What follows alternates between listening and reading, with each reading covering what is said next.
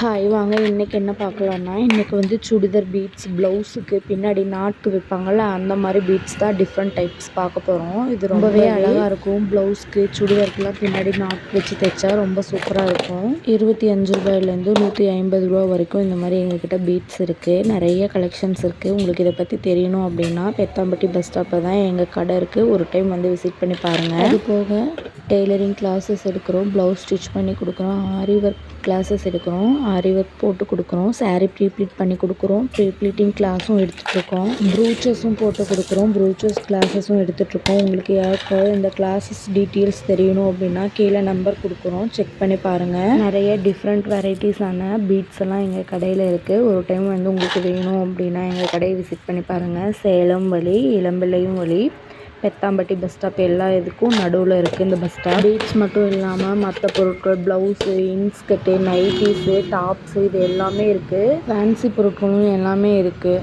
Bangles இருக்குது, hair பின் இருக்குது, நிறைய வெரைட்டிஸ்லாம் கலெக்ஷன்ஸ்லாம் போட்டிருக்கோம். அப்புறம் கொரியன் ஸ்டட்டு போட்டிருக்கோம். உங்களுக்குலாம் வேணும் அப்படின்னா கண்டிப்பாக எங்கள் கடைக்கு ஒரு டைம் செக் அவுட் பண்ணி பாருங்கள். பீட்ஸ் எல்லாம் ஒவ்வொரு விதமாகவும் டிஃப்ரெண்ட்டாகவும் இருக்குது.